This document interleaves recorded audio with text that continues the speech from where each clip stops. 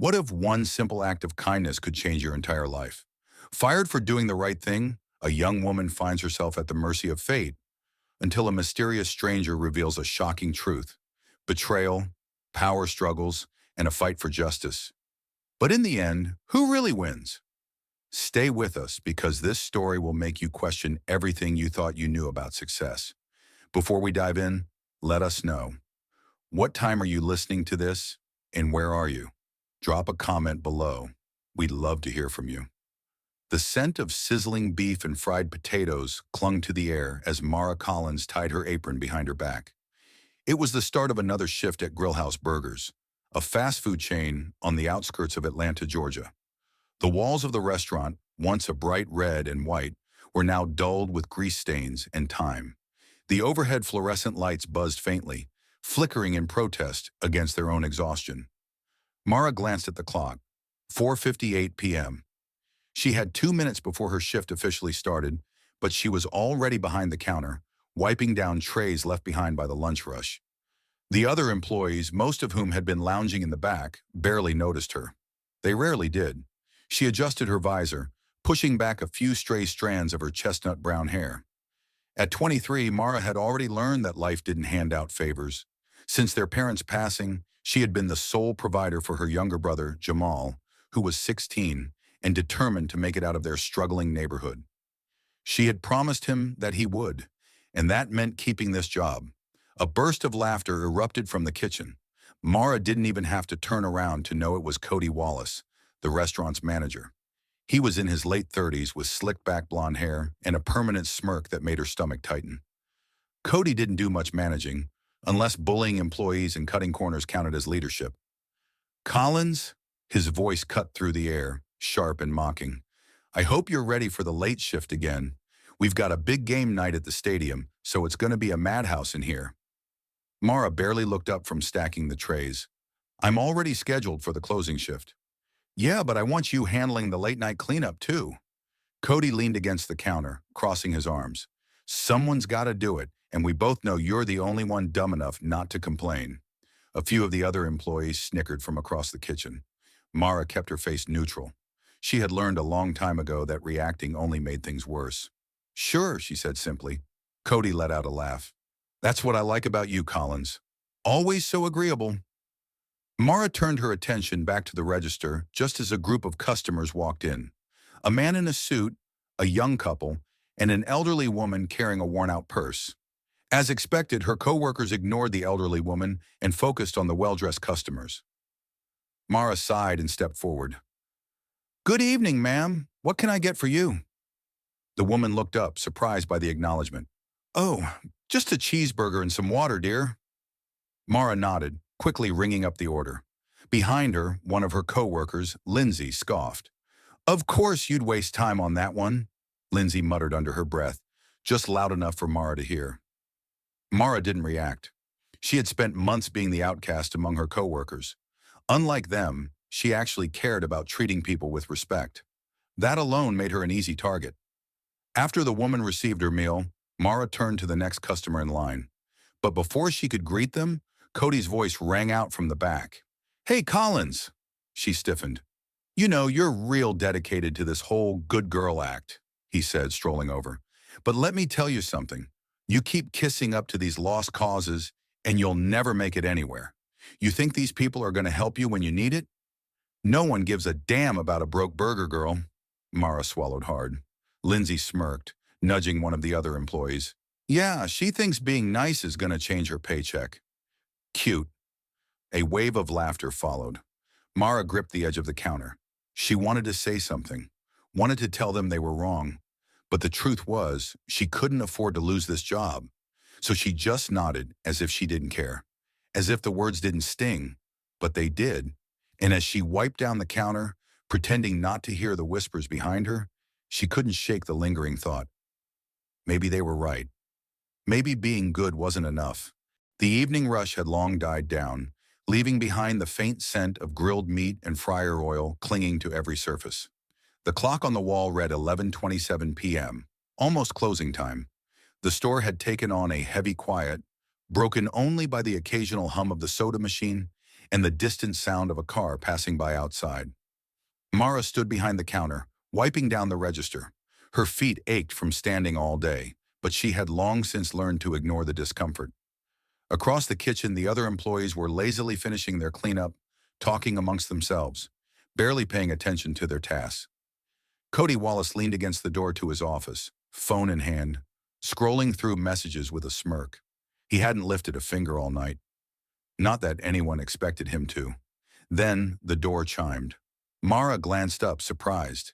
It was rare to get a customer this late, especially on a Tuesday night. The others didn't bother looking. A woman stepped inside, elderly, dressed in a simple but neat cardigan and slacks, carrying a well-worn purse over one arm. Her silver-streaked hair was pulled back neatly, and her posture was upright, almost regal, despite the simplicity of her appearance. She stood near the counter, scanning the menu, waiting. No one acknowledged her. Lindsay, one of the other employees, shot Mara a glance and rolled her eyes. "That one's all you," she muttered. "Not worth the time." Cody snorted, barely looking up from his phone. "Don't bother, Collins. You know how it goes.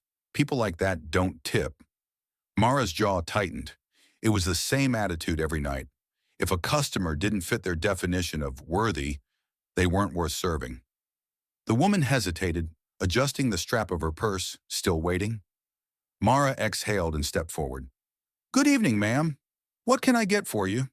The woman blinked, as if surprised that someone had actually spoken to her. "Oh, just a cheeseburger, please, and some water." Mara nodded. "Would you like anything else with that?" The woman smiled. "No, thank you, dear. That'll do just fine." As she punched in the order, she could feel the weight of her co-workers' stares pressing into her back. Lindsay leaned closer to another employee and whispered, "She's actually wasting time with her." Mara ignored it. She filled a cup with water, set it on the counter, and carefully bagged the burger, making sure it was neatly wrapped. "Here you go, ma'am. Let me know if you need anything else." The woman's eyes softened as she took the bag. "Thank you, dear. You've been very kind." Before Mara could respond, Cody's voice cut through the air, sharper this time. "Collins." She turned. Cody pushed himself off the counter, arms crossed, an amused smirk playing on his lips. "You really need to start prioritizing better." Mara frowned. "Excuse me. You're spending too much time on customers that don't matter," he said, nodding toward the elderly woman. "People like that? They're not worth it. Focus on the ones who actually bring in money. That's how this place works."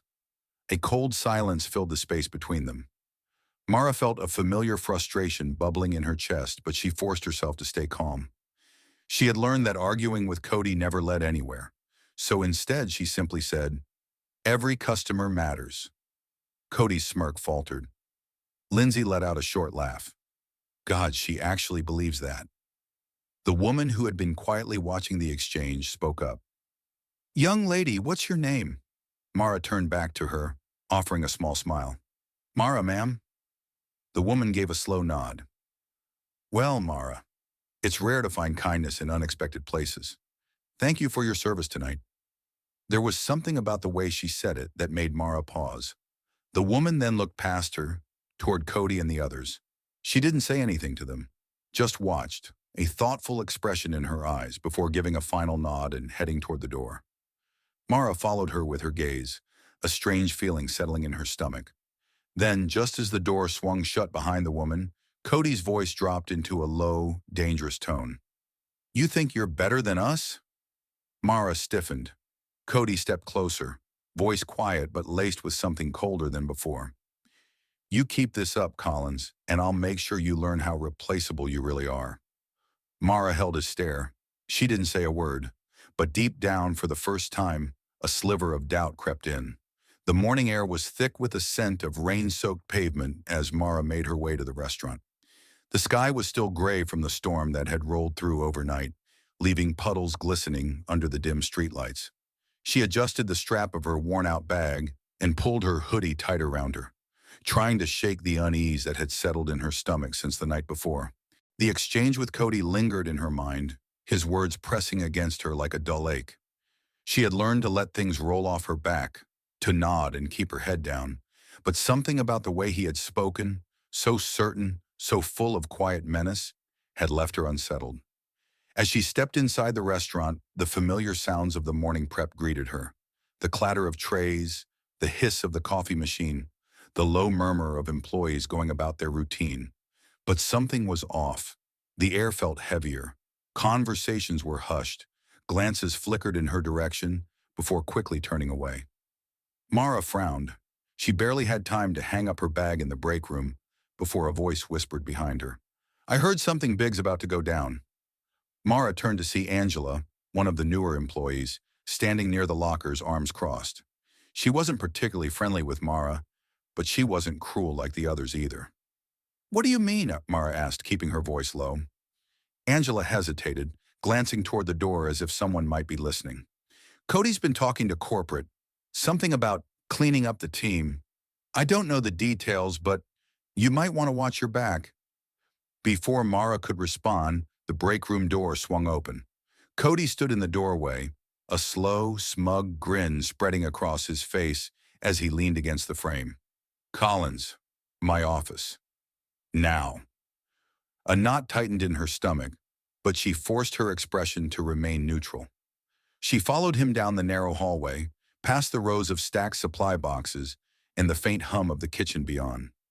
Inside his office, the blinds were drawn, casting the room in shadow. The scent of stale coffee clung to the air. Cody didn't waste time.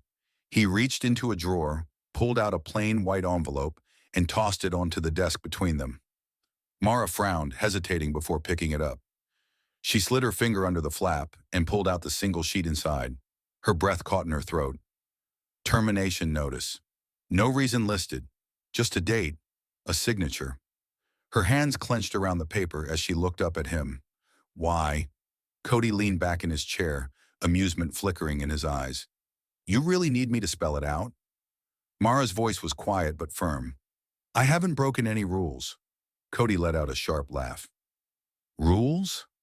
Oh, sweetheart, this isn't about rules. This is about fit. You don't fit. You're too busy playing hero, wasting time on the wrong customers, acting like you're better than everyone else." He tilted his head. "That's not how we do things here." Mara's pulse pounded in her ears. "So you're firing me for what? Being decent to people?" Cody's smirk widened. "I'm firing you because I can." Silence stretched between them, thick and suffocating. Mara swallowed hard, forcing herself to keep her voice steady. "This isn't right," Cody shrugged. "Maybe not, but it's done." He gestured toward the door. "Now be a good girl and hand in your uniform before you leave. No need to drag this out." She stood there for a moment, her mind racing. Fight or walk away, make a scene or keep her dignity. But then she glanced past him, through the small glass pane in the office door. No one was coming to help her.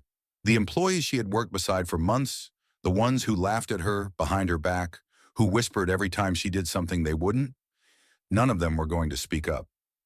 She had always known she was alone here, but somehow seeing it laid out like this still hurt.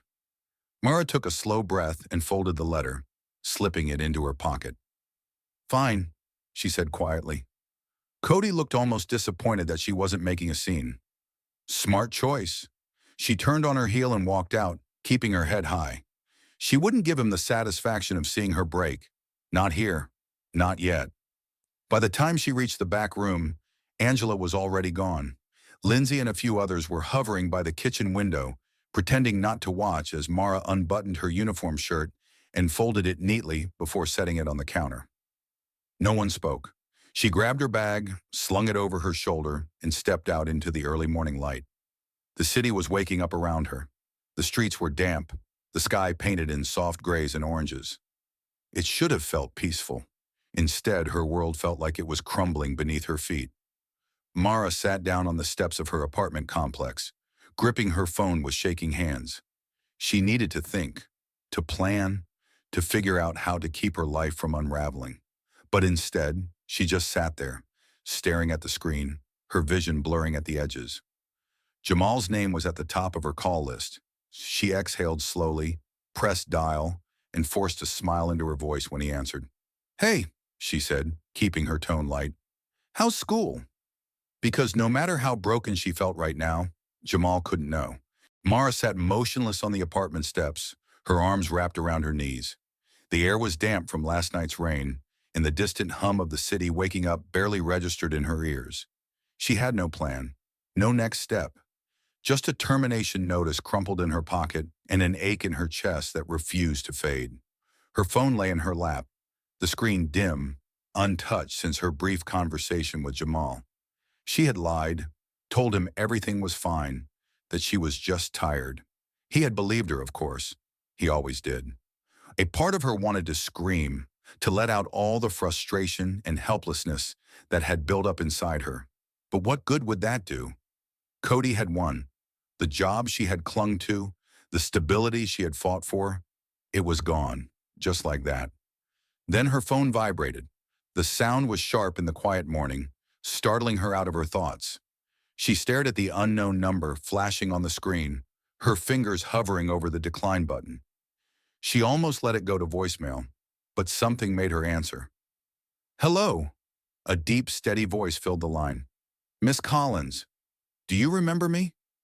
Mara frowned, shifting slightly. Who is this? A pause, then. The woman you served last night. Her breath hitched. The elderly woman. Mara straightened. Yes, of course. Is everything all right? There was a hint of amusement in the woman's voice. I should be asking you that. Mara exhaled, running a hand through her hair. I'm fine. Just, a rough morning. The woman murmured as if she already knew the truth. I assume your manager made good on his threat? Mara hesitated, gripping her phone tighter. You heard that? I have sharp ears, she said lightly, and I've been around long enough to recognize cruelty when I see it. Mara swallowed hard. I didn't get a chance to properly introduce myself last night, the woman continued. My name is Evelyn Monroe. Mara blinked. The name sounded vaguely familiar, but she couldn't quite place it. It's nice to meet you, ma'am. Likewise, Evelyn said. Then her tone shifted, firmer, more deliberate. I called because I have something to tell you. Something you deserve to know. Mara's heart pounded. You see, Miss Collins, I am not just a customer. I own Grill House Burgers, the entire chain, in fact. Mara's stomach dropped.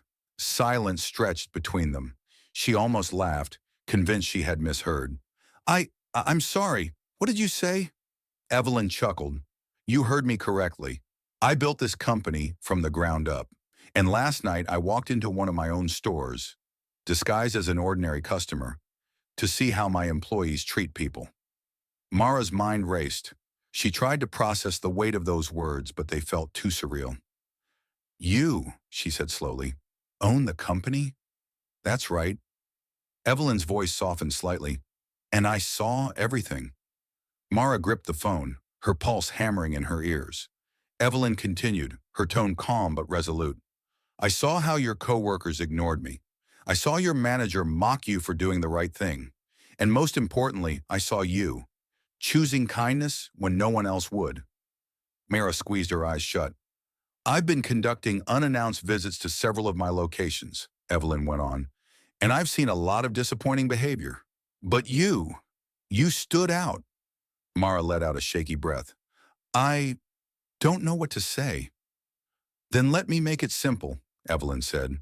You're the kind of employee this company needs, not the kind they throw away, and that's why I'm offering you a chance at something better. Mara's head spun. Better? Evelyn didn't hesitate. Meet me tomorrow morning at my office. I have a proposal for you. Mara's grip tightened on the phone. I don't understand.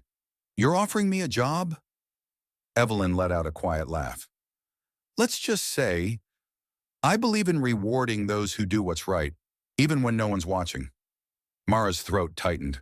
Less than 12 hours ago, she had walked out of that restaurant humiliated, unemployed, and lost. Now she was speaking to the owner of the company, the real power behind it all, and she wasn't being dismissed. She was being seen. Finally, Mara found her voice. I don't know what to say. Say yes, Evelyn replied smoothly. Mara exhaled, her mind still racing. This had to be a dream, a cruel joke. Things like this didn't happen to people like her. But then she thought about Cody, about the way he had smirked when he handed her that termination notice, about the way her co-workers had laughed, whispered behind her back, convinced she was nothing. Maybe they were wrong. Maybe this was her chance to prove it. Evelyn's voice was steady on the other end of the line. If you're ready to take control of your future, meet me tomorrow at 9 a.m. sharp. I want to talk about where we go from here. Mara's breath caught. Are you in? She swallowed hard, then nodded, realizing a second later that Evelyn couldn't see her. Yes, she said, I'm in. A small pause, then, good. I'll see you tomorrow, Miss Collins. The call ended. Mara sat there for a long moment, the phone still pressed to her ear. Her world had just flipped upside down, and for the first time in a long while, she didn't feel like she was losing. She felt like she was about to win. Mara stood at the edge of the sidewalk, staring up at the towering glass building that stretched high into the Atlanta skyline. The sunlight bounced off the sleek surface, reflecting the fast-moving world around her. Businessmen in tailored suits, women in crisp blouses and pencil skirts, people who looked like they belonged here. She took a deep breath, adjusting the strap of her bag. This was nothing like Grill House Burgers. She checked the address on her phone one more time, even though she had already confirmed it twice. The name Monroe Holdings was etched onto the glass doors, subtle but unmistakable. Her fingers twitched at her sides. She had never stepped foot in a place like this before, never even imagined she'd be invited. Still, she pushed through the doors. The air inside was cool, carrying the faint scent of polished wood and fresh coffee. A receptionist behind a marble desk glanced up, giving her a polite but curious look. Mara felt the weight of her own reflection in the glass panels around her. Jeans, a clean but well-worn blouse, sneakers that had seen better days. She exhaled, stepping forward. Hi, I'm here to see Mrs. Monroe, she said, voice steady despite the nerves prickling at her skin. The receptionist gave a small nod, tapping at the keyboard. Miss Collins, correct? Mara blinked. They were expecting her. Yes, she said. Mrs. Monroe is waiting for you upstairs, the receptionist said, gesturing to a sleek elevator at the far end of the lobby. 25th floor. Mara muttered a quick thanks before making her way across the floor, her sneakers almost too loud against the polished tile. She stepped inside the elevator and watched as the numbers climbed higher and higher, her heart matching their ascent. By the time the door slid open, she was gripping her bag so tightly her knuckles ached. The office space before her was open and expansive, sunlight streaming through floor-to-ceiling windows that overlooked the city. A desk sat near the entrance, but there was no one behind it. Instead, she spotted Evelyn Monroe standing near the window, hands clasped behind her back, gazing out at the skyline. She turned at the sound of Mara's footsteps. Miss Collins, Evelyn greeted with a warm smile. You're right on time. Mara swallowed, nodding. Thank you for inviting me. Come. Evelyn gestured toward a small seating area where two chairs faced each other with a coffee table between them. Have a seat. Mara did as she was told, gripping her knees to keep herself still. She had barely caught her breath before Evelyn spoke again. Tell me, Miss Collins, she said, tilting her head slightly, do you believe in luck? Mara blinked at the unexpected question. I don't know. I think some people are born luckier than others. Evelyn let out a soft hum. That's a fair answer. But let me tell you something. Luck isn't as random as people think. Sometimes it's about being in the right place at the right time. Other times it's about someone seeing something in you that you haven't seen in yourself yet. Mara's fingers curled against her knee. I never thought I'd be here, she admitted. I never thought I'd have a chance like this. Evelyn studied her for a moment before speaking again, her voice quieter this time. Neither did I when I was your age. Mara looked up. Evelyn leaned forward slightly. I wasn't always the owner of a company, Miss Collins. I wasn't born into wealth or privilege. I started at the bottom, just like you. Mara's breath caught. When I was young, I worked in a diner not so different from Grill House Burgers, Evelyn continued. I scrubbed floors, served tables, and watched as people like me were treated as if we were invisible. I saw what happens when people with power think they don't have to answer for the way they treat others. She paused, and I learned that if I wanted things to change, I had to be that change. Mara swallowed, feeling a strange tightness in her chest. You remind me of myself, Evelyn said simply. That's why I called you. Mara's fingers twitched. I don't know what to say. Say yes, Evelyn said, a flicker of amusement in her voice. Say yes to an opportunity that people like us don't get very often. Mara hesitated. What kind of opportunity? Evelyn leaned back, crossing one leg over the other. I want you to go back to the store you were fired from. Mara's stomach turned. What? But not as an employee, Evelyn clarified. As its new manager. Mara's mind went blank.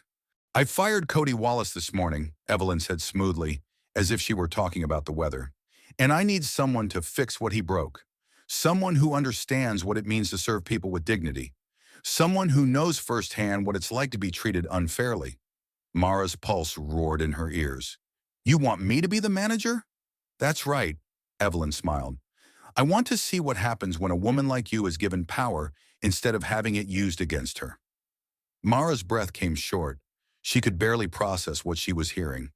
You don't have to answer right now, Evelyn said. Think about it, and think about what it means, not just for you, but for the people who come after you. Mara's mind raced. The thought of walking back into that store, standing where Cody once stood, changing the very system that had thrown her out, it was overwhelming, terrifying, but also exhilarating. Could she do it?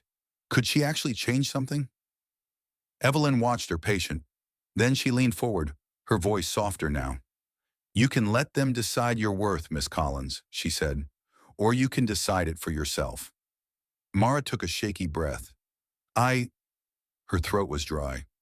Evelyn smiled knowingly. Take the night to think about it. I'll expect your answer in the morning. Mara nodded, standing on shaky legs. As she stepped toward the elevator, she knew one thing for certain. Nothing in her life would ever be the same again.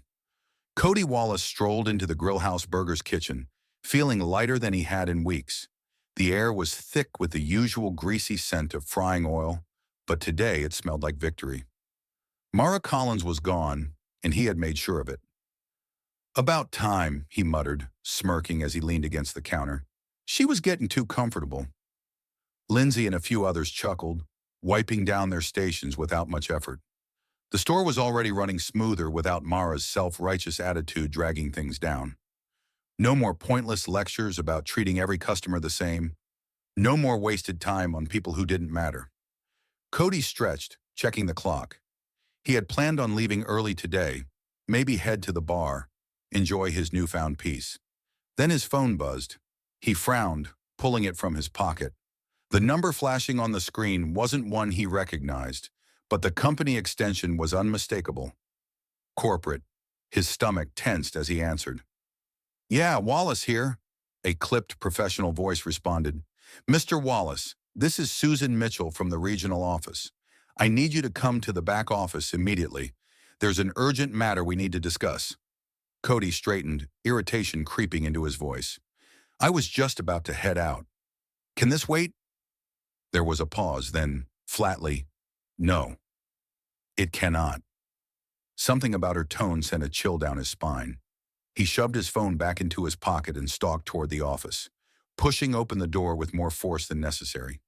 Susan Mitchell, a sharp-eyed woman in her 50s, sat across from a younger man in a suit, someone Cody didn't recognize. Susan barely looked up. Sit down. Cody's smirk faltered. What's this about? The younger man cleared his throat and slid a document across the desk. Cody glanced down, his eyes scanning the words. Termination notice. His stomach dropped. This is a mistake, he barked, looking up at them. You're firing me? Susan folded her hands neatly. The board has reviewed multiple complaints against you, Mr. Wallace. Inappropriate behavior, abuse of authority, violation of company standards. Cody scoffed. Oh, come on, this is about that girl, isn't it? Collins? The younger man cleared his throat again. Among other things, yes. Cody stood abruptly, his chair scraping against the floor. You can't be serious. She's the one who wasn't a team player. I got rid of her because she was a liability. Susan remained unfazed. The owner disagrees. Cody blinked. The owner? Susan's lips curled into something that almost resembled amusement. Mrs. Monroe personally reviewed your conduct. She found it unacceptable. Effective immediately, your employment is terminated. Cody's mind reeled. He could feel his pulse hammering in his temples. Fired? After all these years? Over some low-level employee? He barely heard the murmuring outside the office, but the words cut through. Hey, did you hear? Wallace is getting canned. Yeah, and get this. His replacement is coming in today. His replacement? Cody turned back to Susan, fist clenching. Who the hell are you bringing in to take my job? Susan checked her watch. She should be arriving right about now. The door to the restaurant swung open. Mara Collins stepped inside. Silence swept over the employees as they turned, eyes widening. The woman they had all watched walk out in disgrace was back, but she wasn't wearing an apron this time. Her posture was steady, her chin lifted just slightly. A crisp new name tag was pinned to her blouse, but no one needed to read it to understand what it meant. Manager. Cody froze, his throat tightening as he stared at her. You've got to be kidding me, he muttered under his breath. Mara's gaze flickered toward him, unreadable. She hadn't expected to see him still here, but there was no surprise in her face, just quiet understanding. Then Susan spoke, breaking the heavy silence. Mr. Wallace, please collect your belongings and vacate the premises. A few employees exchanged glances, their expressions unreadable. Some looked nervous, others satisfied. Cody's face darkened. This is a joke. Actually, Susan said, standing, it's corporate policy, and you are no longer a part of this company. Cody's breath came sharp and fast. He wanted to argue, to lash out, to throw the termination notice in her face. But deep down, he knew there was nothing he could do. He grabbed his things, his movements jerky and full of barely restrained rage. As he stormed past Mara, he paused just long enough to sneer. You think you're gonna last here? His voice was low, dripping with venom. They'll eat you alive. Mara held his gaze, her heartbeat steady. Guess we'll see, she said simply. Cody let out a sharp breath, shaking his head. Then he shoved the door open and disappeared into the afternoon sun. The room remained eerily quiet. Mara turned to face the employees, some of whom were still processing what had just happened. Some looked uneasy. She couldn't blame them. She knew exactly how they saw her before today. Lindsay crossed her arms, clearly unimpressed. So, what now? You gonna make us all hold hands and sing? Mara let the question hang for a moment before answering. I don't expect anyone to like this, she admitted. I know a lot of you don't respect me, and I know what kind of place this has been. Her tone sharpened slightly. But that changes now. Lindsay scoffed under her breath. A few others looked away, but no one challenged her. Not yet. Mara inhaled slowly, letting the weight of the moment settle. She wasn't naive. She knew this wouldn't be easy. Some would fight her, some would wait for her to fail. But for the first time, she had something Cody never did, a reason to do better. She squared her shoulders and turned toward the manager's office. She had a lot of work to do. Mara stepped into the manager's office for the first time, closing the door behind her. The air inside was stale, the faint scent of old coffee lingering from Cody's reign. The desk was cluttered with paperwork, half-filled reports, neglected schedules, and what looked like months of ignored maintenance requests. She exhaled, setting her bag down. This was it, her office now. The thought still felt surreal. Less than a week ago, she had been scrubbing grease off counters in this very store, taking orders from the same people who now answered to her. And she knew they weren't happy about it. A knock sounded at the door. She turned to see Angela, one of the employees who had never outright bullied her, but also never stood up for her either. Angela leaned against the doorway, arms crossed, a smirk tugging at the corner of her mouth. Well, look at you, she said, voice dripping with amusement. From wiping down tables to running the place. Didn't see that one coming. Mara kept her expression neutral. Neither did I. Angela let out a soft laugh. Guess we'll see how long it lasts. With that, she turned and walked away. Mara clenched her jaw but didn't react. She had expected this. Resentment, doubt, resistance. This wasn't going to be easy. She squared her shoulders and stepped out of the office. The employees were gathered near the kitchen, some whispering, others outright staring. Mara cleared her throat. All right, everyone, let's talk. A few of them exchanged looks, but no one moved. She didn't wait for their approval. I know this is unexpected, she began. I know most of you don't like it, and I know some of you don't think I belong here. Lindsay scoffed. Understatement of the year. Mara ignored the comment. But here's the thing, she continued. I am here, and things are going to change. She reached into her pocket and pulled out a folded sheet of paper, unfolding it slowly. Starting today, we're running this place differently. A low murmur spread through the group. Mara held up the list. New expectations. First, no more ignoring customers. I don't care what they look like, how they're dressed, or if you think they'll tip. You treat everyone with respect. A groan came from the back of the group. Second, no more skipping tasks or handing off work to someone else. Everyone pulls their weight, or they don't work here. Lindsay raised an eyebrow. Including you? Mara met her gaze without hesitation. Including me. The room fell quiet. Third, she continued, respect for each other. No more bullying. No more games. We work as a team, or we don't work at all. Silence stretched between them, then a slow, sarcastic clap. Ryan, one of Cody's former favorites, leaned against the fryer station, shaking his head. Wow, real inspiring speech, boss. His tone was mocking. You think a couple of rules are going to make us fall in line? A few others chuckled. Mara held her ground. Number, I think the consequences for not following them will... That got their attention. Ryan's smirk faded slightly. Excuse me? You heard me, Mara said calmly. This isn't a request. It's how things are going to be from now on. And if anyone has a problem with that, they're free to leave. A few more whispers spread. No one walked out. Mara exhaled. This was a start. After the meeting, as the employees went back to their stations, some grumbling, some clearly testing her patience, one person stayed behind. A girl Mara barely knew, one of the newer hires. She hesitated before speaking. That was bold. Mara glanced at her. I didn't catch your name. Allie, she said, shifting awkwardly. Allie Bennett. Mara nodded. Nice to meet you, Allie. The girl hesitated. Look, I get what you're trying to do, and I respect it, but...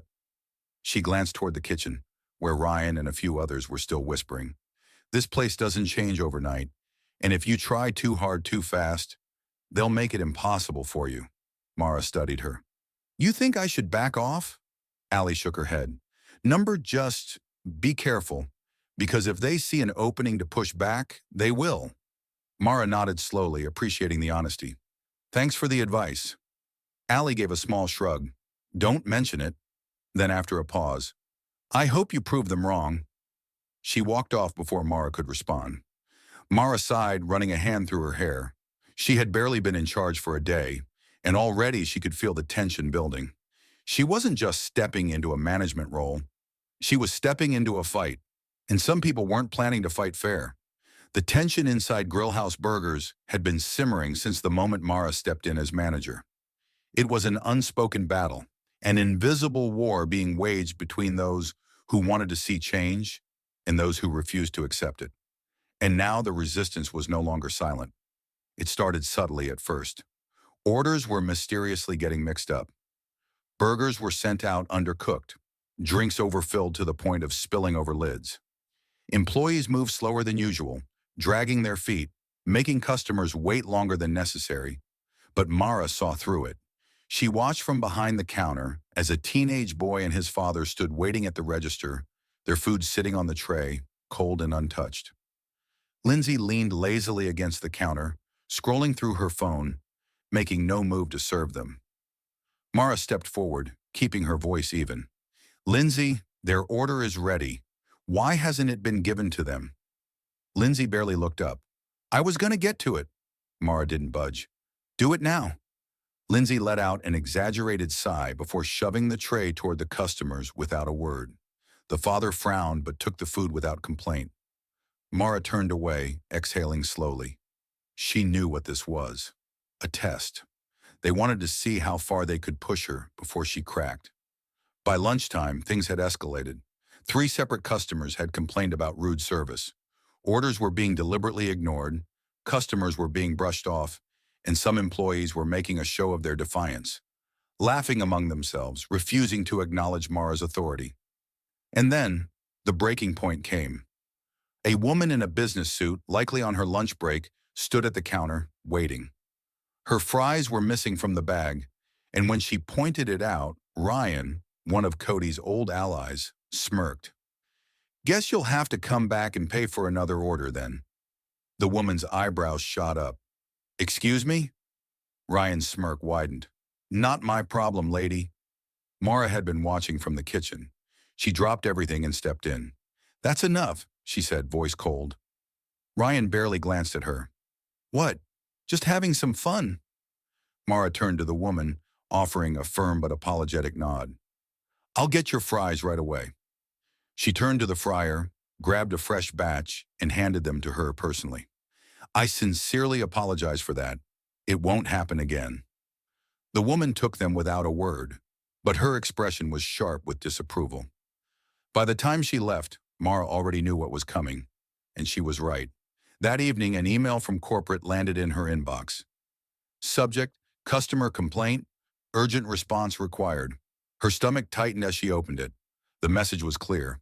A complaint had been filed directly with corporate regarding unprofessional service at her location. Mara clenched her jaw. She had only been manager for 1 day, and they were already trying to take her down. She stared at the screen for a long moment. Then she straightened, pushed away her frustration, and took action.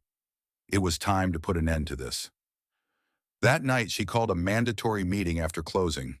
The employees shuffled into the dining area, arms crossed, eyes filled with varying degrees of amusement, annoyance, and curiosity. Lindsay sat with her arms draped over the back of a chair. Ryan leaned against the wall smirking. Others whispered among themselves. Mara stood at the front, gripping a clipboard. She wasn't here to negotiate. "Here's how this is going to go," she began, her voice steady. "Things are changing. You don't like it? That's your choice. But what you're not going to do is sabotage this store and expect to keep your jobs." The room fell into a tense silence. Ryan let out a chuckle. "You think you can just walk in here and tell us what to do? You don't run this place." Mara met his stare head on. "Actually, I do. And here's what's going to happen." She set the clipboard down. 1. If I catch anyone disrespecting customers again, they're gone. A ripple of murmurs spread through the group. 2. If you refuse to do your job, you won't have one. Lindsay scoffed. "Wow, real power trip you're on, huh?" Mara ignored her. And 3. If anyone wants to walk out, do it now. Because starting tomorrow, this isn't going to be a place where laziness, disrespect, or bullying is tolerated. She folded her arms. "Your choice." No one moved. Ryan's smirk was gone. He wasn't laughing anymore. Lindsay exchanged glances with a few of the others. They weren't intimidated yet, but they were uneasy. "All right then," Mara said. "Meeting over." As the employees got up, some brushing past her without a word, she caught sight of Allie in the back, watching. She gave Mara a small nod, a silent agreement. But as Mara turned toward the kitchen, she failed to notice something else. Ryan, lingering near the back of the store, pulling out his phone. He stepped outside, pressing it to his ear. A moment later, he spoke, voice low. "We need to do something about her." A pause. "Yeah, tomorrow." Ryan Harris leaned against the break room counter, arms crossed, eyes scanning the faces of the few employees gathered around him. The hum of the refrigerator filled the silence as he lowered his voice. "She thinks she can just walk in here and change everything overnight," he muttered, shaking his head. "Like we're all just gonna bow down and follow her little rule book." Lindsay smirked, taking a sip from her soda. "She's got corporate backing her up. If we don't do something now, we'll be stuck under her for good." Ryan's fingers tapped against his phone. "I've got an idea," he said, lowering his voice. "I know someone at the regional office. If we play this right, she won't last the month." The others leaned in, interest flickering in their eyes. Ryan smirked. "She wants to act like a real boss? Let's see how she handles the heat." That night, Ryan sat in his car, phone in hand, crafting the perfect email. Every word was carefully chosen. Accusations of favoritism, claims that Mara was firing employees without cause, reports of a tense and toxic work environment. He attached anonymous testimonies from employees, lies he had carefully coached them to write. Then with a smirk, he hit send. 2. Regional management subject, concerns regarding new manager at store number 172. By the time Mara found out, it would be too late. 3 days later, Allie Bennett lingered near the stockroom, pretending to check inventory while her ears picked up on a whispered conversation nearby. Emailed the corporate office. He's got a guy inside, Lindsay was saying. Said he made sure the complaint looked real. Allie's stomach dropped. How long before they act on it? Another voice asked. Ryan thinks a week, maybe less. He's sure they'll send someone to check it out. Allie didn't wait to hear the rest. She backed away, slipping out of the stockroom unnoticed. A minute later, she was in Mara's office. Mara looked up from the schedule she had been reviewing. What is it?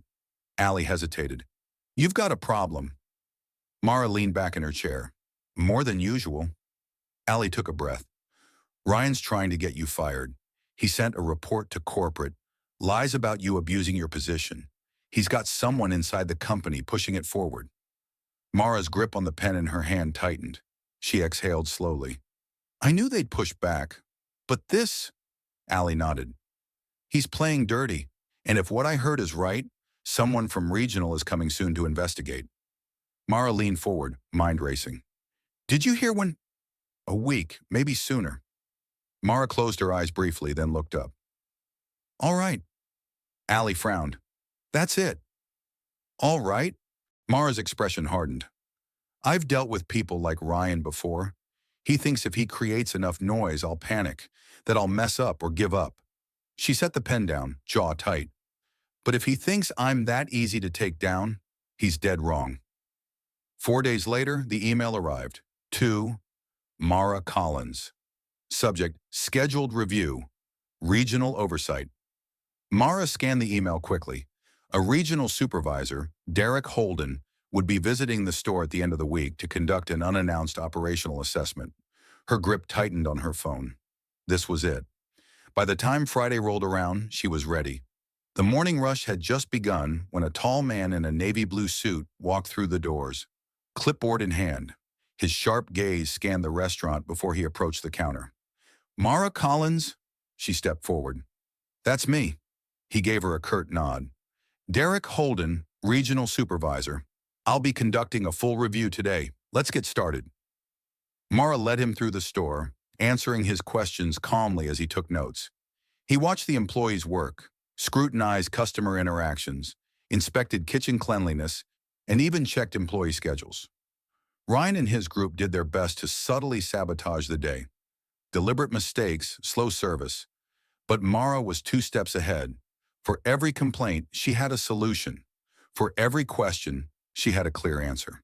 By the time the inspection was over, Derek Holden had filled several pages of notes. He closed his clipboard, expression unreadable. I'll be sending my report to corporate, he said simply. You'll hear from them soon. Mara nodded, keeping her posture firm. I look forward to it. As Holden left, Mara turned toward the employees. Some looked relieved. Others, Ryan included, looked nervous. Ryan tried to hide it, but Mara saw the flicker of uncertainty in his eyes. Later that night, he stepped outside, pulling out his phone. He dialed a number. When the line picked up, he spoke in a low voice. It didn't work. A pause. Yeah. We need a new plan. His lips curled into a smirk. Something bigger. Mara stood behind the counter, her hands resting lightly on the surface as she watched Derek Holden, the regional supervisor, pace through the restaurant. He moved with slow, deliberate steps, clipboard in hand, eyes scanning every corner of the space like a detective piecing together a crime scene. She had been through enough of these evaluations to know how they worked. He wasn't just here to look at numbers. He was here to see, to observe, to judge, and she knew Ryan and his group had been waiting for this moment. Holden stopped near the drink station, glancing down at the floor before turning back to her. Miss Collins, I've received multiple reports from employees stating that your management style has made this a Difficult work environment. Mara kept her expression calm. What specifically was mentioned? Holden flipped through his notes. Claims of hostility, that you're overly strict, that you've made abrupt changes without considering employee input. Mara wasn't surprised. She had expected Ryan to throw everything at her, but hearing it said out loud in such an official way still made her pulse quicken. Holden watched her closely. How do you respond to that? Mara met his gaze. I believe that discipline and fairness are not opposites. If there's a standard for the way customers should be treated, then everyone needs to meet it. Some people don't like change, and I understand that. But allowing employees to ignore responsibilities and mistreat customers isn't creating a positive work environment. It's neglect. Holden said nothing, simply jotting something down.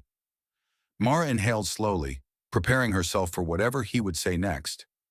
Then the door chime rang. She turned instinctively. A familiar figure stepped inside. Evelyn Monroe. Mara's breath caught for a fraction of a second. She hadn't known the woman would be visiting today, but something about the way Evelyn walked in, the same quiet confidence, the same knowing gaze, told her this wasn't a coincidence. Evelyn made her way toward the counter, glancing briefly around the restaurant. And just like before, one of the employees near the register, James, one of Ryan's allies, hesitated. He barely acknowledged her, focusing instead on the younger, well-dressed couple that had just walked in behind her. Mara didn't give him the chance to ignore her completely. She stepped in smoothly. Good afternoon, Mrs. Monroe. It's good to see you again. James shot her a sideways glance but didn't say anything. Evelyn's lips curled slightly. Miss Collins, a pleasure, as always. Mara nodded. Can I get you the usual? Evelyn tapped her chin as if considering. Yes, but make it fresh, would you? Mara smiled. Of course. She turned, heading toward the kitchen herself, not because she didn't trust the staff to do it, but because she knew Holden was watching. And sure enough, when she glanced sideways, she saw him jotting down something else. She plated the burger carefully, ensuring everything was as it should be before placing it on a tray with a fresh side of fries. Then personally carrying it out, she set it down in front of Evelyn. Thank you, dear, Evelyn said, her voice light but intentional. Mara simply nodded and stepped back. Holden cleared his throat. You know this customer? Mara met his gaze. Yes, she's visited before. Holden raised an eyebrow but didn't press further. Evelyn, however, gave him an almost amused glance before picking up her burger and taking a bite. For a while there was nothing but the quiet hum of conversation in the restaurant. Mara didn't let her guard down. She could still feel the tension in the air, the weight of eyes on her. But she also felt something shifting. Then after finishing her meal, Evelyn wiped her hands neatly with a napkin and stood. Mr. Holden, she said pleasantly, her voice carrying just enough weight to command his attention. Holden turned, surprised. Yes? Evelyn smiled. Would you mind stepping into the back office with me? I believe we have some things to discuss. Holden blinked but nodded. Of course. Mara watched them go, unease creeping into her chest. And then she caught sight of Ryan, standing near the kitchen window, arms crossed. The moment their eyes met, he smiled. It wasn't his usual cocky smirk. It was tighter, calculating. Something was wrong. Inside the office, Holden took a seat across from Evelyn. His clipboard was still in his hands, though now he seemed less certain than before. Evelyn folded her hands neatly. I appreciate your diligence, Mr. Holden, but before you submit your final report, I believe there are some things you should see. Holden frowned. What do you mean? She reached into her purse and pulled out a folder, setting it on the desk. Inside were two things. The original email complaint Ryan had sent to corporate, complete with false accusations, and security footage from the past 2 weeks, recordings that showed Ryan and his group deliberately causing issues. Holden flipped through the papers, his brows knitting together. Where did you get these? He asked. Evelyn gave a small, knowing smile. I own the company, Mr. Holden. I have access to everything. Holden sat back, exhaling. A heavy silence filled the room. Then slowly he closed the folder. When he looked up, his gaze was sharp. Ryan Harris, he said. Bring him in here. Mara watched as one of the senior staff called Ryan into the office. Ryan walked in with confidence, his smirk still in place. until he saw the folder on the desk, until he saw Holden's expression. Holden leaned forward, lacing his fingers together. "Ryan," he said coolly, "would you like to explain this?" Mara saw the exact moment it hit Ryan. For the first time, he didn't have the upper hand. The smirk vanished. And Mara? She didn't look away. Ryan sat stiffly in the office chair, his fingers twitching on his lap. The walls of the small office felt like they were closing in on him, the air heavy with an expectation he knew he couldn't escape. Across from him, Derek Holden leaned forward, his clipboard resting on the desk, eyes sharp with quiet authority. Mara stood near the doorway, arms crossed, watching the scene unfold.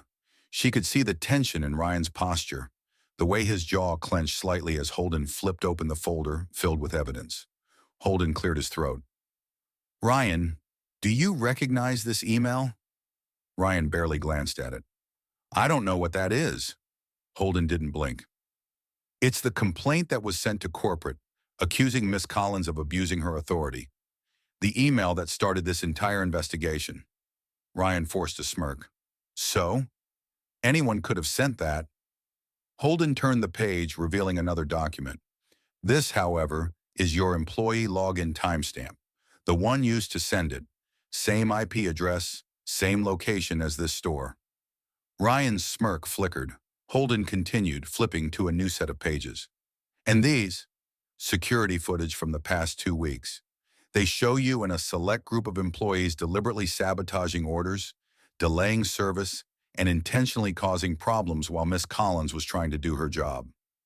Ryan's fingers tightened into fists. Holden set the papers down, his expression unreadable.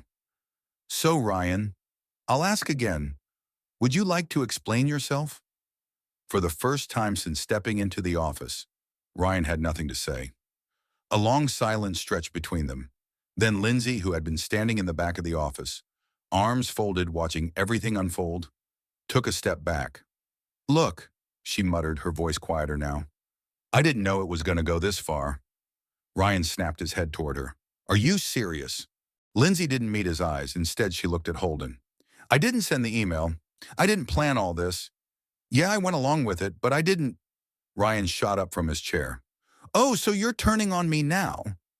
Lindsay flinched but didn't argue. And she wasn't the only one.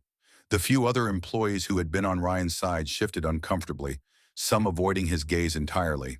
They could see the writing on the wall. Ryan was done. Holden exhaled, his decision made. "Ryan Harris, effective immediately. You are terminated from your position at Grillhouse Burgers." Ryan's face went red. "You can't do this." Holden raised an eyebrow. "I think I just did." Ryan turned toward Mara, eyes burning with anger. "You think this makes you special? You think you're better than the rest of us?" Mara didn't flinch. "No," she said simply. "I think I did my job." Ryan let out a sharp, bitter laugh. Then, shaking his head, he grabbed his jacket and stormed out. For a moment, silence hung heavy in the air. Then Holden spoke, his voice firm. "To the rest of you, let this be a warning. Anyone who continues to undermine this workplace, disrespect customers, or refuse to follow company policies will face the same consequences." The remaining employees exchanged uneasy glances. The rules had changed, and for the first time, they realized Mara wasn't just a temporary problem. She was in charge. After Holden left, Mara stood before the employees, feeling the weight of the moment settle over her. Some were still bitter, some ashamed, others curious. She let the silence stretch for a moment before she finally spoke. "You have a choice," she said. "You can either keep fighting me, keep resisting every change, and keep making your own jobs harder, or you can start fresh, right now." She met their eyes one by one. "No one's getting fired today unless they choose to be. But from here on out, respect is not optional. We do the work. We serve every customer like they matter, and we hold each other accountable." Lindsay shifted uncomfortably. "And if we don't?" Mara didn't hesitate. "Then you can leave. No hard feelings." No one spoke. No one moved. Then slowly, one by one, people nodded. Allie, standing at the back of the group, gave a small, approving nod. Mara exhaled. It wasn't acceptance. Not yet. But it was a start. As the meeting wrapped up, Mara walked back toward her office, the tension in her shoulders finally easing. She had won this round. She had stood her ground. Then the front door of the restaurant swung open. A figure stepped inside. Mara stopped in her tracks. Cody Wallace, her former manager, the man who had fired her without hesitation, and from the way he looked at her now, he wasn't here for a friendly visit. The moment Cody Wallace stepped into the restaurant, the air shifted. Mara felt it before she even turned to look. A sudden stillness, like the entire room had just held its breath. Conversations that had been buzzing a moment before died down, employees exchanging nervous glances. The scent of grease and freshly toasted buns still lingered in the air. But now there was something else. A tension so thick she could almost taste it. She turned toward the entrance just as Cody's tall, broad figure filled the doorway. It had been weeks since she had last seen him, the day he smugly handed her a termination notice and kicked her out without a second thought. Now he stood there again, but not as the man in charge anymore. He wasn't wearing his usual button-up, no more corporate name tag pinned to his chest. His hair was slightly messier than she remembered, his shirt a little wrinkled, and for the first time there was no arrogance in his stance. Instead, he had the look of a man who had lost everything. Mara didn't speak first. She let the silence settle, let him feel the weight of it. Then finally Cody forced a smile that didn't quite reach his eyes. "I need to talk to Mrs. Monroe," he said, voice steady. No one moved. A second passed, then another, and then slowly, a familiar voice came from behind the counter. "You have some nerve coming back here." Lindsay. She was staring at him, arms crossed, expression unreadable. She wasn't exactly Mara's biggest supporter, but right now she wasn't on Cody's side either. Cody ignored her, his gaze locked on Mara instead. "She's here, isn't she?" Mara studied him for a moment before answering. "She is." Cody nodded. "Then get her." Mara didn't move. "Why?" His jaw clenched slightly. "Because I need to talk to her." Another beat of silence. Then from behind them, the sound of footsteps. Evelyn Monroe stepped forward, her presence immediately commanding attention. She was dressed in a dark blue suit today, the kind that spoke of quiet power. She didn't say anything at first, just looked at Cody like she was seeing right through him. Finally, she spoke. "You've got 60 seconds, she said. "Make it worth my time." Cody swallowed, his usual confidence wavering for just a moment before he straightened. "Look," he began, tone softer than expected. "I get it. I screwed up. I made some bad calls. But I've been with this company for years. I know how to run this store better than anyone. And you know it." Evelyn remained unmoved. Cody took a slow breath, glancing around, lowering his voice slightly. "You don't have to give me my old job back, but at least let me come back, even if it's just as a shift lead." Mara saw it then, the desperation in his eyes. He wasn't here to fight. He was here because he had nowhere else to go. Evelyn studied him for a long moment. Then with a sigh, she shook her head. "No." Cody's face stiffened. "What?" "You heard me," Evelyn said. "You don't deserve another chance here." Cody took a step forward, his voice rising slightly. "I put years into this place. And in return," Evelyn said calmly, "you abused your position, mistreated employees, and ran this store into the ground." Cody's hands curled into fists at his sides. "I made mistakes, but you let her—" His gaze snapped to Mara. "This girl walks in, and suddenly she's better than me? She thinks she's a leader just because she got lucky." Mara didn't flinch. Cody took another step toward her. "Tell me something, Collins. Do you really think any of these people respect you? Or do you think they're just waiting for you to fail?" Mara held his stare, her expression unreadable. Then finally she spoke. "Respect isn't something you force, Cody," she said evenly. "It's something you earn." Cody let out a bitter laugh. "You think you've earned anything?" Mara's voice didn't waver. "I didn't need a title to make people listen," she said. "You did. That's the difference between us." Cody froze. "You thought power was about control," she continued, "about making people afraid of you. But power isn't about fear." She took a slow step forward, lowering her voice just slightly. "Power is about making people better than they were before. And that's something you never understood." The silence in the restaurant was deafening. Mara didn't look away, and for the first time, Cody did. Evelyn exhaled sharply. I think we're done here. Cody's jaw tightened. You're making a mistake. Evelyn raised an eyebrow. Am I? Cody opened his mouth like he wanted to argue, like he wanted to say something, anything to fix this. But there was nothing left to say, and when he finally turned, walking toward the door, no one stopped him. No one called out for him to stay. The door swung shut behind him, the sound of it final. Mara stood there, exhaling slowly. Evelyn turned toward her, studying her for a second before speaking. You handled that well. Mara nodded. Thanks.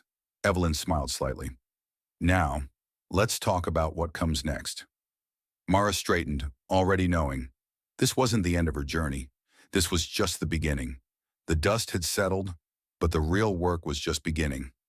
Mara knew that just because Cody and Ryan were gone didn't mean everything would magically fall into place.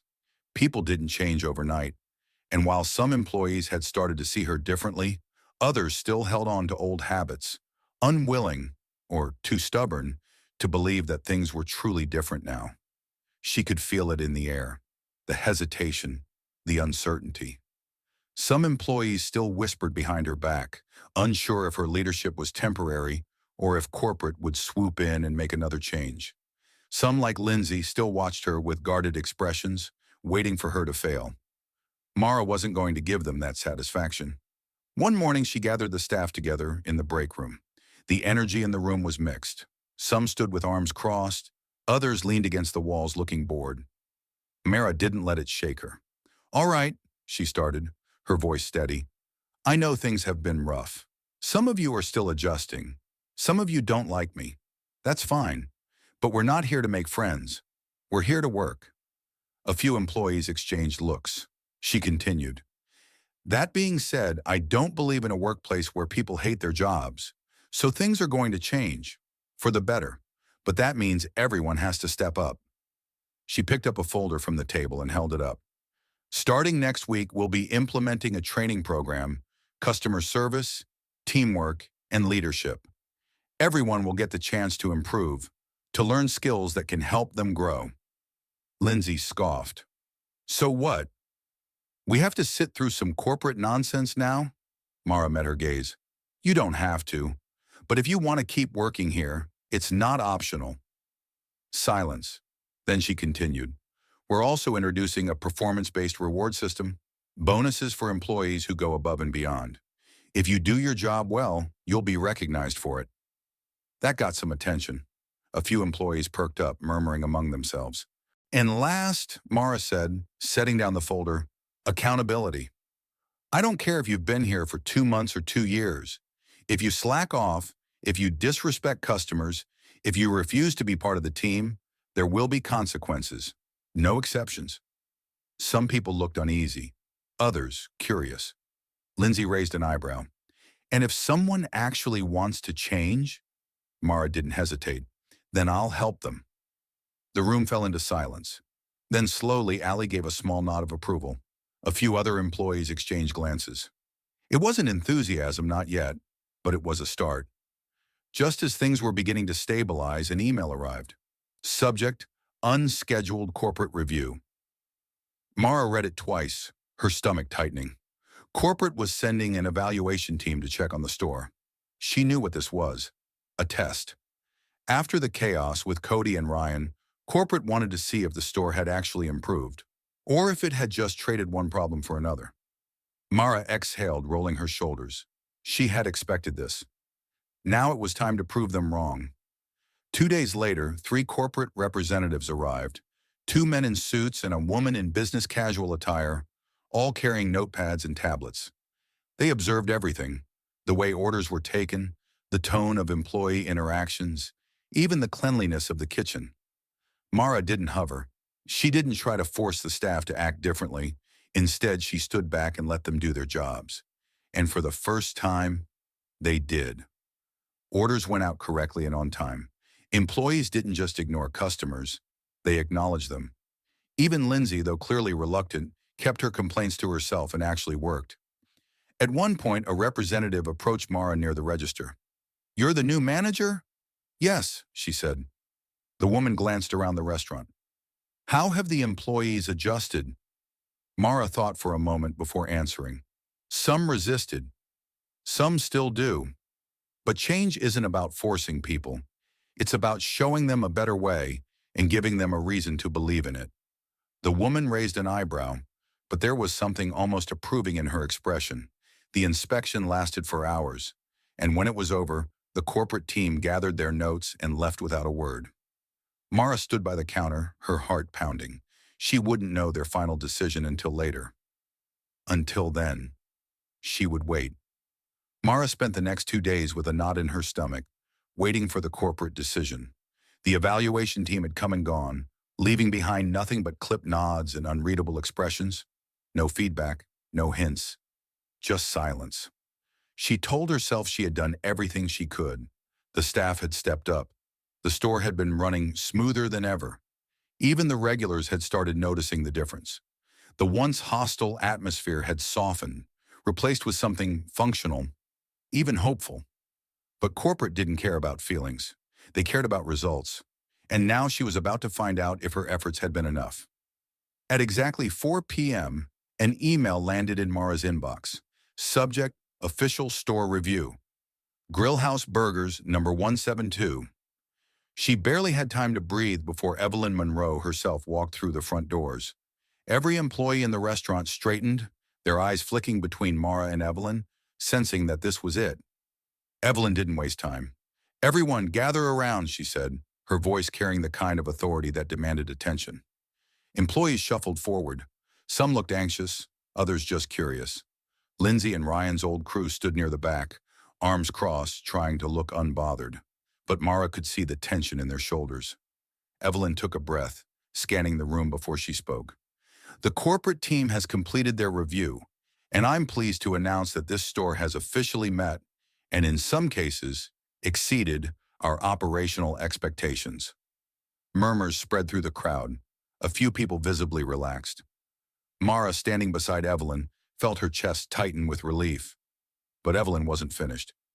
And, she continued, her tone shifting slightly, there's another decision that has been made, one that will impact more than just this store.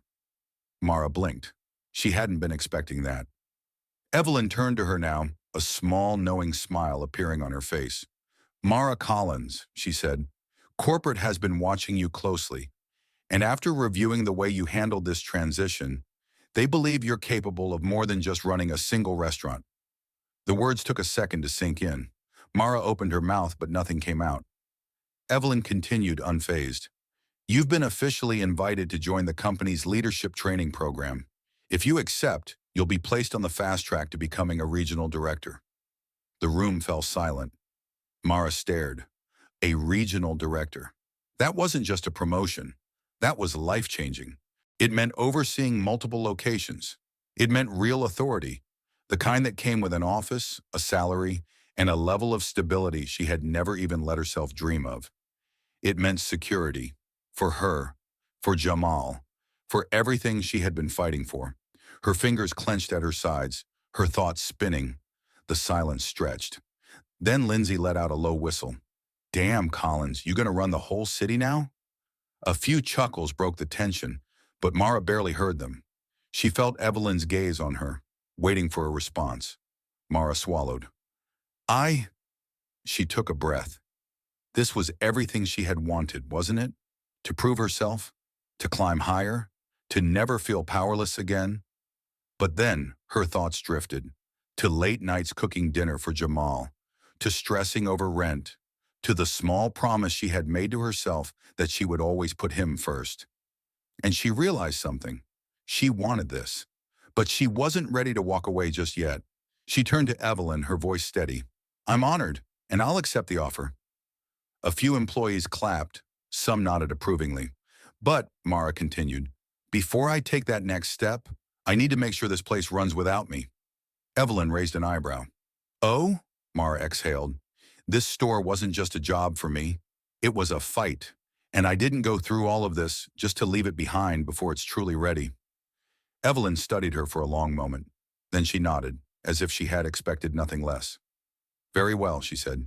You have time. But don't wait too long. The world doesn't stop for anyone. Mara nodded. I won't. As the crowd dispersed, employees chatting about what had just happened, Mara stepped outside for a breath of air. She turned, looking up at the bright red and yellow Grill House Burger sign above the entrance. Just weeks ago, this place had been a prison, a reminder of her limitations. Now it was proof of what she was capable of. And for the first time in her life, Mara felt powerful. Mara stood by the front counter, watching the lunch rush unfold around her. It was a familiar scene, orders being called out, the beeping of fryers, customers chatting as they waited for their meals. But something about it felt different. Lindsay, once one of the loudest voices of resistance, was actually smiling as she took an order from a family. James, who had spent weeks dragging his feet and making excuses, was now moving efficiently at the grill station. Even the new hires had picked up on the shift. There was a rhythm, an energy in the restaurant that hadn't been there before. Mara felt a quiet sense of pride settle in her chest. It hadn't been easy. The changes hadn't happened overnight.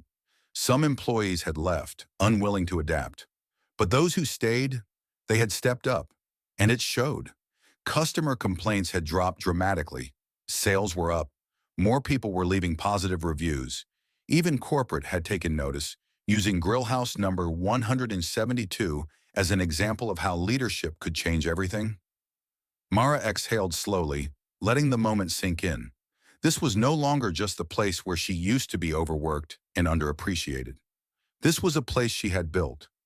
That night, Mara sat on the couch in their small apartment, staring at a piece of paper in her hands, Jamal's scholarship letter. Her little brother sat beside her, bouncing his knee anxiously. Well, he asked, are you going to say something, or are we just going to sit here in silence all night? Mara looked at him, shaking her head. You got a full ride, Jamal. He grinned. I know. She swallowed. I can't believe it. Jamal nudged her. Well, believe it, because I'm out of here, sis. College life. Here I come. Mara laughed, but there was something bittersweet about it. She had spent so many years worrying about bills, about making sure Jamal had everything he needed, about keeping food on the table. And now he had a future, a real future. Jamal's voice softened. You know I wouldn't be here without you, right? Mara shook her head. You did this yourself, Jamal. He shrugged. Yeah, but I never would have believed I could if I didn't have you. Mara felt a lump rise in her throat. She didn't cry, not in front of him at least, but she reached over and pulled him into a quick hug before he could complain about it. You're gonna do amazing things, she whispered. Jamal grinned. So are you. And for the first time, she actually believed it. Mara stood in front of the assembled employees, hands clasped in front of her. This was it, her last meeting as manager. The news had already spread. She was leaving to start the leadership program, and while she was excited for what came next, saying goodbye was harder than she expected. All right, she said, exhaling. I'm not going to make this long and dramatic because I know some of you would rather be anywhere but here right now. A few chuckles rippled through the group. But I want to say this. When I first took over, I didn't think most of you would ever accept me. Hell, I didn't think I'd last a week. Lindsay smirked. We didn't either. More laughter. Mara grinned. But somehow, we made it work. Not because I forced anyone. Not because I was perfect. But because you decided to change too. And I know that even after I leave, this place is going to keep growing. She turned to Allie, who stood beside her, looking a little nervous but ready. And that's why Allie is going to be your new manager. A round of applause broke out, and Allie looked shocked, her eyes flicking to Mara. You're serious? She asked. Mara nodded. You're ready. Allie hesitated, then squared her shoulders. I won't let you down. You won't, Mara said, because she truly believed it. She looked out at the team one last time. Take care of this place, she said. It's yours now. And as she stepped back, letting Allie take the lead, she realized she wasn't leaving behind just a job. She was leaving behind a legacy. Mara stood outside the restaurant, looking up at the bright red and yellow sign one last time. She had walked through these doors as a nobody, someone people ignored, someone they never thought would matter. Now she was walking away as a leader, and as she turned toward the future, She knew this was only the beginning. Mara stepped through the revolving doors of the corporate headquarters, a towering glass building in the heart of downtown. The morning sun gleamed against its sleek exterior, reflecting the fast-paced world she was now stepping into. A security guard greeted her at the front desk, scanning her ID badge before waving her through.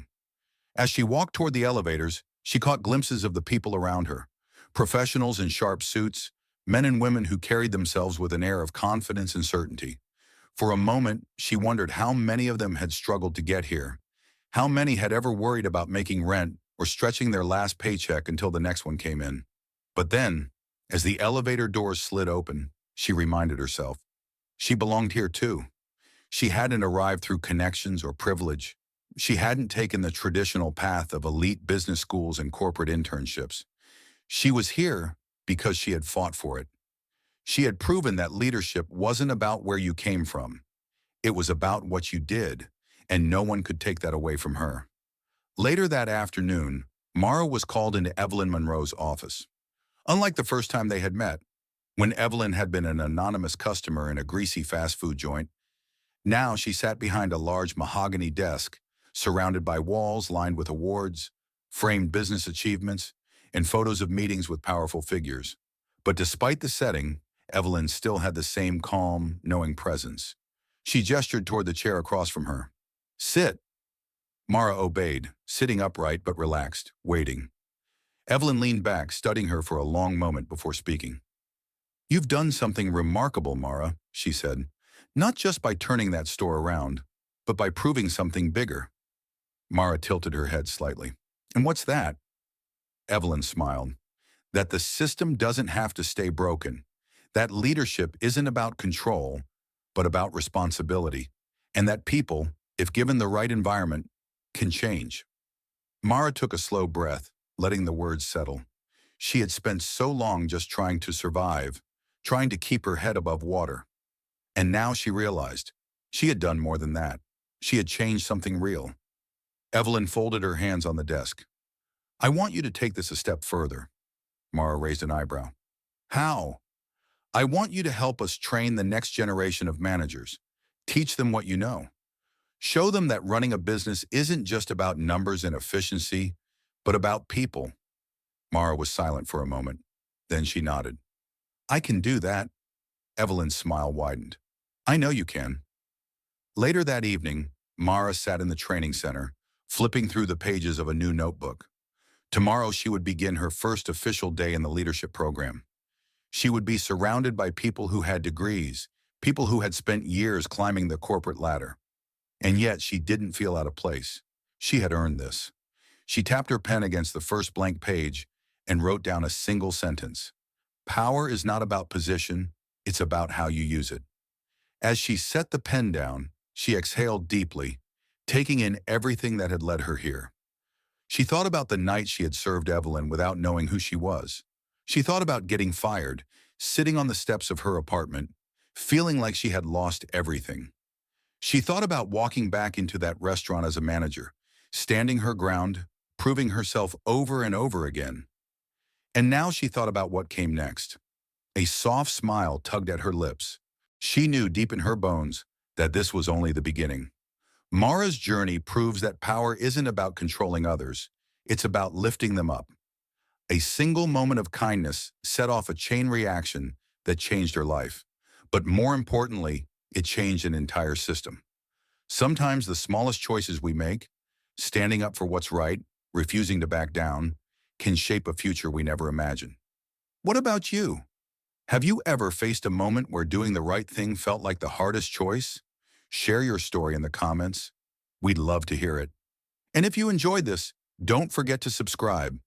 There are more stories coming that will challenge, inspire, and keep you on the edge of your seat. We'll see you in the next one.